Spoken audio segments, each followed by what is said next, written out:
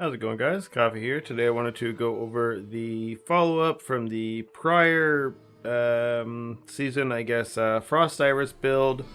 There's been a little bit of changes to the build, not too much. I'm not fully super invested in this yet. Like, I haven't fully min-maxed all of the gear yet.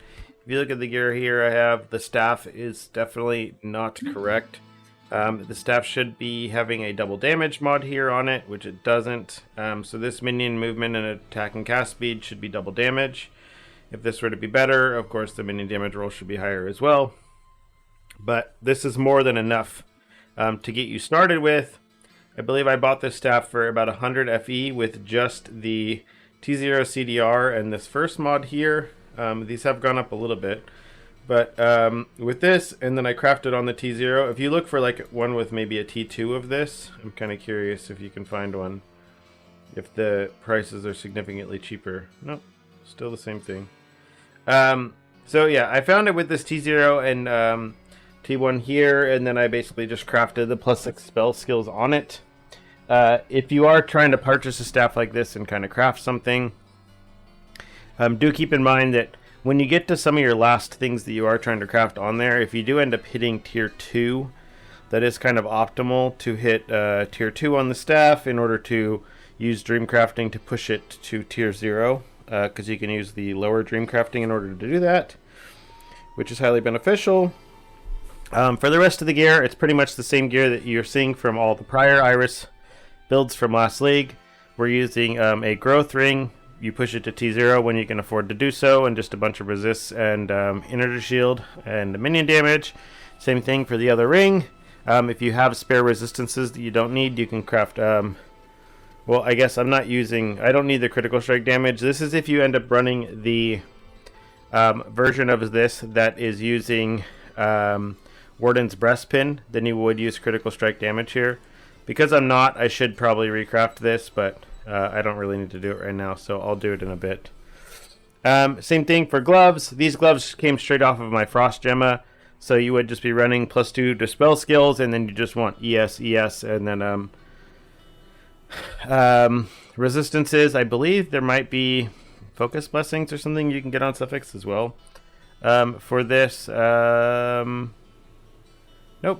there's anything else you can get. So just a bunch of resistances would be fine. Or again, you craft crit damage on them if you are going to run the Warden's Breastpin version of this build. So with the new addition here, we are just I'm using the version using just an Empower Exquisite Box. You can get a non-Empower version of these, I want to say maybe for like 500 or 600 FE if you buy it corrupted. So buy that if you're on a budget. If you can afford it, then just save up and get the Empower version. It is going to give you significantly more damage. And then same with Winter of Origin, you just want a 20% one. I bought a 25% one just because it was like the same price anyways. So I bought it, it was fine. One big difference, I guess, from prior is we are using a Fiend Crown this time along instead of running the other helmet, Troublemaker.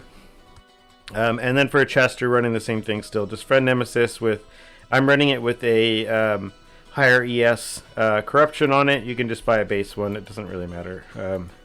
Whatever you can afford. For slates, I am going to be running a kinetic conversion slate here as soon as I hit 93 or 95 on the build. I can't fit it in yet because I'm not high enough level. And then boots is also just +2 cold, some movement speed, aura effect, and resistances. In regards to the memories and the slates, we are still running the Empower Relic here with the Empower skill effect, and then some Spirit Magi cooldown. This can be cooldown recovery speed as well, and so the Spirit Magi cooldown.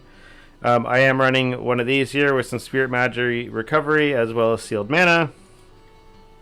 And then I don't actually need the second one to have sealed mana, I believe.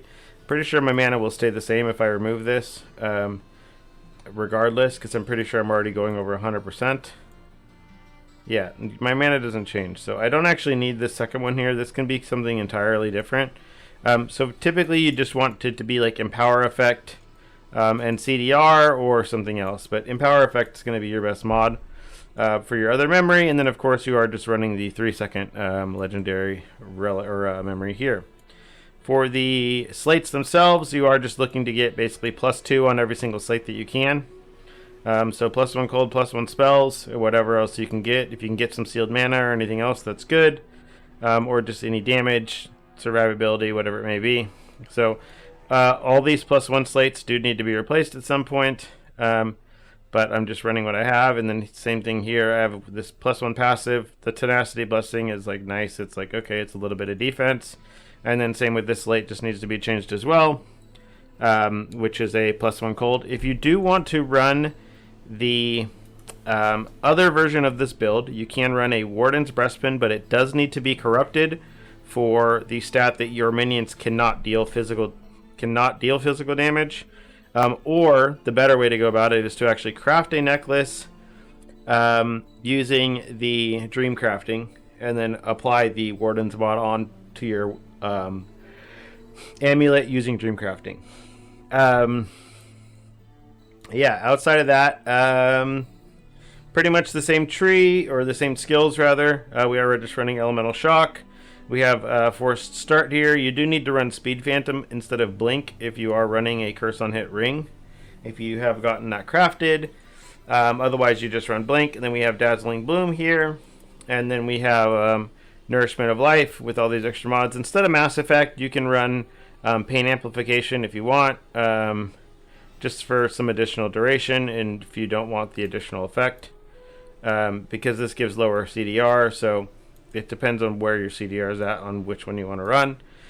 Same thing, Summon Frost Spirit. So there is a thing with Elemental Fusion where Elemental Fusion does still allow minions to inflict Frostbite. So if you see the Frostbite counter, it is still going up even though Elemental Fusion is on there. So you can use that. That is going to be your highest DPS thing that you can get, just because you have so many levels of plus cold. And so as you can see here, this is getting pushed to a massive multiplier here. Same with Freeze Chance, is only being 45%. This is being pushed up all the way to 50 to 55-ish. So same thing, Savage Growth, Harvest Time. Surprisingly, right now, all the level 21 support gems are like 5 FE each. Elemental Fusion is the one that's a little expensive, but everything else you can buy them for like 5 FE. So if you could afford them, go buy them. They're easy, free money, or free damage rather. Same thing with the Soul Candles here. You do want to ensure that you are getting +4 basically candles on everything. You do got to make sure that the downsides are missing the build. So the downsides that I have are pretty safe. I ended up crafting one of these candles myself. The other one I ended up buying for 200 FE. So these are surprisingly cheap right now as well. I don't know if I got lucky or if someone just mispriced it because of the downsides or what, but keep an eye on them. Search the market. You might be able to find something. So definitely something to keep an eye on. For the auras, I should be actually pushing this to be running a erosion enhancement, but I'm just short on the amount of mana required to do so, because basically this magical source should end up moving over to life, and then we should be running an erosion enhancement, so that will end up going here very shortly. This will end up getting basically swapped onto this auto defense with seal conversion. I will end up putting putting the magical source in here instead of defense layers, and then moving erosion enhancement here where the swiftness is currently at. Yeah, other than that, in regards to the tree, you do stay on running out of the tree from the max roll build prior to the getting your Empower, or prior to getting your Exquisite Box. If you do not run Exquisite Box, you do have to stay on Warlock until you get that, or if you choose to go the Warden's Breastpin route, you do either have to run an Indifference Pedigree of the Gods, which is going to cost you about 1,000 FE, or you have to just stick on Warlock. Steel Vanguard is significantly more damage just because of the extra Empower effect, as well as the bonus to levels, and it does give you a lot of defenses as well. Really, because of Curtain. So if you see here with Curtain, when we have kinetic conversion going, we always have kinetic conversion. Basically, we always have a barrier up. And then if we do actually get hit by something that manages to make us lose barrier, then we are getting 40% of our missing ES restored as well. So this is what I've used every league that I've played this build so far for amazing survivability on this character to, you know, carry it into 8-4, deep space, anything, POB5, no problems, just because of curtain and kinetic conversion really keeping you topped off at all times. And then you are running knowledgeable here, which again, the empower skill effect is just massive for pushing all the buffs on this build. I am running erosion resistance here. If you have better gear than me, instead of the erosion resist, you can run the ES here instead. Then you are just taking your sealed mana and you're pushing over here for blessings, as well as chance to get blessings here. And then we are just pushing for aura effect over here. Yeah. So other than that, in regards to the alchemist tree, we are running the same stuff as usual, picking up some minion crit damage or crit strike chance, taking some ES. We are pushing this ES over here, and then we are taking this damage transferred to minion. If you do end up getting some additional points, you can put them into this extra enhanced skill chance. I actually haven't done the calculation. You want to make sure that you're actually hitting 100% enhanced skill chance. So if you do end up getting the points and you don't need like the CDR that I'm putting points into here, then go ahead and do that. Same thing with the ES here. Depending on if you're wanting to trade defenses or damage, you can drop the points here out of the crit strike damage and bump it into the ES instead. So that's all personal preference. Yeah, so same thing goes with the memory and the chest being like 30 FE each. Everyone should be able to go right into Isomorphic Arms with the T0 CDR Staff. Even the belt, like Winter of Origin, 5 FE now. You can just buy like the cheapest one. Buy one of those, buy your belt, buy your chest, buy your memory, and your staff. That's going to be like under 100 FE right now. So you can do that, get yourself started, get yourself off the ground, and then basically work your way up to higher gear. So I'm a little over 200 DPS, or 200 mil DPS right now.